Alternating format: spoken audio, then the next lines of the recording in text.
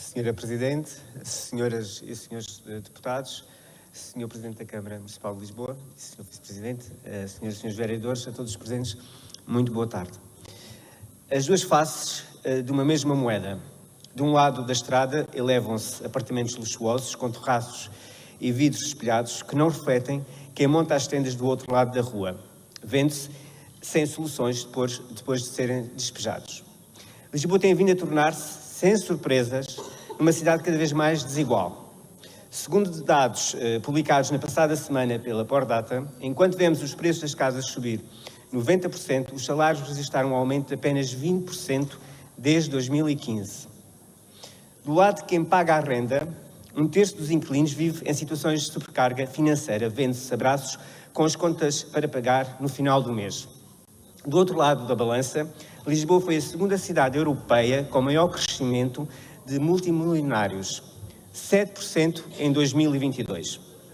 As casas, caríssimas, vendem-se e são arrendadas a preços não menos exorbitantes, mas empurram muitas pessoas e famílias para o outro lado da rua. Se em tempos Portugal foi fortemente marcado por um êxodo rural, em que as populações saíam das suas vilas e aldeias para vir encontrar uma melhor vida em centros urbanos como Lisboa, hoje já não o conseguem fazer. Hoje têm de ficar a mais de 100 km da capital e passar 3 horas em transportes se aqui vierem estudar ou trabalhar, a não ser que lhes calhe a sorte grande para ser um multimilionário que vem morar para Lisboa, ou ser um dos contemplados com um apartamento do concurso da Câmara Municipal de Lisboa, que em probabilidade é quase tão ínfima como ganhar o Totoloto. Sabemos que já foram entregues mais de 1.400 chaves pelo Executivo, mas perante as várias famílias despejadas diariamente, os estúdios arrendados a milhares de euros, ou os quartos a dividir por 6 pessoas, por outras centenas, os apoios dados são manifestamente insuficientes. A falta dos travões pelo Governo deixa que os proprietários acelerem a fundo nas rendas, fazendo mais vítimas entre os lares portugueses. A pobreza tornou-se cada vez mais um problema crónico, pois as pessoas não têm, por mais que trabalhem, possibilidade de melhorar a sua condição. O risco é ainda mais elevado entre as crianças e jovens de bairros periféricos da capital, mas também entre os mais velhos, as famílias monoparentais e entre muitas mulheres que se veem isoladas com enormes responsabilidades familiares e aqueles que enfrentam problemas de endividamento. Mas também não podemos esquecer que o combate à pobreza energética, problema que se encontra no centro histórico e nas freguesias onde existe mais bairros sociais. Portugal está hoje no 4º lugar dos países que enfrentam uma maior pobreza a este nível, com a população sem possibilidade de aquecer ou arrefecer as suas casas. Menos quentes ainda são aqueles que perderam as suas casas e dormem nas ruas, em colchões, mantas ou tendas. Infelizmente, ao longo do ano 2023, vimos este número crescer em Lisboa, entre portugueses e estrangeiros. O número de pessoas em situação de sem-abrigo em Portugal cresceu 78% nos últimos 4 anos, duro resultado de uma pandemia, a que se segue a inflação e o aumento generalizado dos preços e a crise habitacional. Não existe ainda uma resposta social adequada para todas as pessoas que dormem nas ruas. E como fez o quartel de Santa Bárbara, o drama será ainda maior, pois não existe nenhum centro ou casa de acolhimento para pessoas em situação de sem-abrigo com as mesmas valências que aqui se encontravam. Está hoje comprovado por vários estudos internacionais que o modelo Housing First é o que melhores resultados apresenta, tendo já integrado centenas de pessoas em Lisboa numa solução habitacional permanente. Este é o caminho que o PAN tem vindo a defender e que acreditamos que deve ser seguido pela Câmara Municipal de Lisboa. Como defende um dos fundadores do programa Housing First na Finlândia, não se trata apenas de criar soluções para quem vive em condições indignas nas ruas de uma cidade. Resolver o problema é poupar as autarquias do Estado. Há uma evidência vinda de vários países que mostra que é sempre melhor, em termos de custo-benefício, procurar acabar com a situação de sem-abrigo em vez de tentar geri-la. Os gastos com uma pessoa em situação de sem-abrigo podem chegar a 9.600 euros por ano. Mas está o Executivo desta cidade a tentar gerir o problema ou a tentar solucioná-lo? Perguntamos.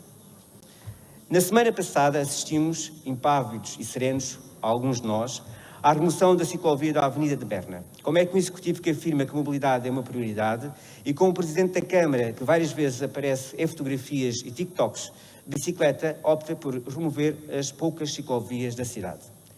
Já sabemos que nos vai dizer que as ciclovias não estão bem projetadas e que é preciso redefini-las. Mas até lá, onde é que circularão os ciclistas?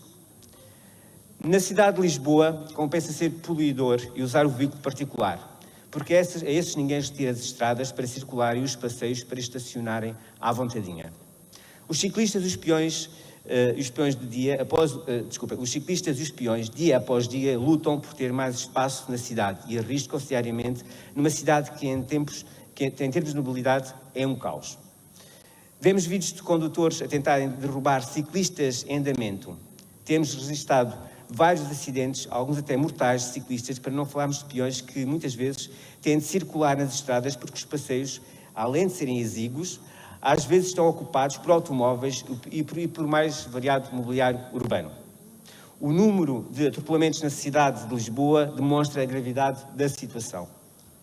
Quando é que devolvemos esta cidade às pessoas? Gostamos muito de visitar outros países, onde normalmente ocupamos o lugar de peões e voltamos maravilhados. Nem precisamos de ir muito longe, basta irmos à Espanha e ver passeios largos, com peões, esplanadas, feiras e outras atividades. Passeamos pelos centros históricos, sem correr o risco de sermos atropelados ou de ouvir buzinadelas, porque a circulação automóvel está limitada.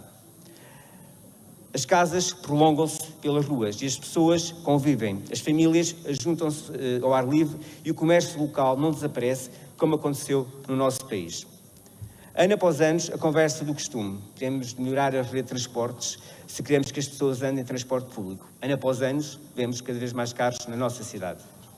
E os transportes públicos não melhoram. Veja-se a linha vermelha do metro, que ainda em fase de projeto tem estações longe de outro tipo de transportes, não fomentando aquilo que é essencial no modelo de interface de transporte de passageiros. Veja-se a linha circular do metro, que não vai ajudar quem vem da Grande Lisboa. Se calhar está na hora de experimentar limitar a circulação automóvel, porque também já sabemos que muitos vão dizer que quem anda de automóvel só o faz porque precisa. Mas sabemos que não é bem assim, quando vemos entrevistas de pessoas que usam o automóvel diariamente para fazer deslocações de poucos metros na nossa cidade. Nem precisamos de ver entrevista alguma. Todos temos um ou vários familiares, ou amigo, ou conhecido, que nunca andou de metro e que nem sequer sabe comprar o bilhete do metro. As metas de descarbonização que o Sr. Presidente tanto fala, com o andar da carruagem, são uma miragem. Muito obrigado.